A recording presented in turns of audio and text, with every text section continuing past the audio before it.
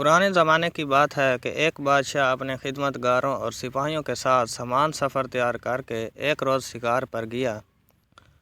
جب وہ پہاڑ کے دامن میں دوپہر کا کھانا کھانے دسترخوان پر بیٹھا تو ایک شاہین نے اچانک آ کر اس کے سامنے سے بھنے ہوئے مرغ کو پلک جھپکتے ہی اٹھا لیا اور تیزی سے اڑتا ہوا چلا گیا۔ بادشاہ یہ بھنا ہوا مرغ کھانا چاہتا تھا، لیکن وہ دیکھتے کا دیکھتا ہی رہ گیا۔ اس نے فوراً ہی اپنے سپاہیوں کو حکم دیا کہ گھوڑوں پر سوار ہو کر شاہین کا پیچھا کریں اور مرغ واپس لے کر آئیں۔ فوراً ہی لشکر روانہ ہو گیا، یہاں تک کہ شاہین کا تعاقب کرتا ہوا پہاڑ کے دامن میں جا پہنچا، اور اس کے بعد جب سپاہیوں نے دیکھا کہ شاہین پہاڑ کی دوسری جانب جا چکا ہے تو فوراً ہی یہ سپاہی گھوڑے سے اتر گئے اور پہاڑ کی بلندی پر جا پہنچے۔ پہاڑ کی دوسری جانب پہنچنے کے بعد انہوں نے بڑا عجیب و غریب منظر دیکھا۔ ان کے سامنے ایک شخص تھا جس کے ہاتھ اور پاؤں بندھے ہوئے تھے اور وہ زمین پر پڑا ہوا تھا، اور بھنا ہوا مرغ دسترخوان سے اٹھا کر لانے والا شاہین بڑے مزے سے اس شخص کی مہمان نوازی کر رہا تھا۔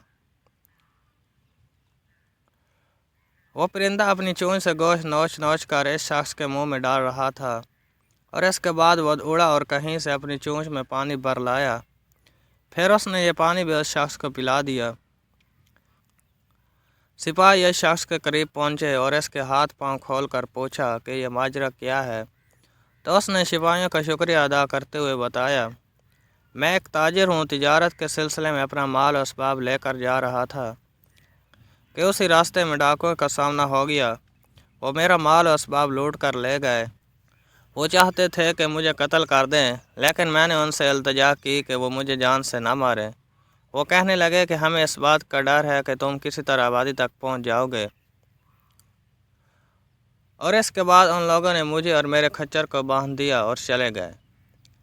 پھر دوسرے دن یہ پرندہ میرے لیے کہیں سے روٹی لے کر آیا، اور آج یہ بھنا ہوا مرغ لے کر آیا ہے۔ روزانہ 2 مرتبہ یہ پرندہ میری مہمان نوازی کرتا ہے۔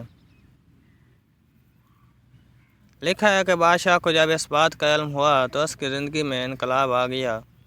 وہ کہنے لگا، افسوس ہے ہم پر کہ ہم ایسے خدا کی خدائی سے غافل رہیں جو اس اندازے سے اپنے بندے کو رزق فراہم کرتا ہے اور اپنا نظام چلاتا ہے۔ یہ کہہ کر بادشاہ نے اپنی حکومت سے کنارہ کشی اختیار کر لی اور اپنے زمانے کا عابد و زاہد شخص بن گیا۔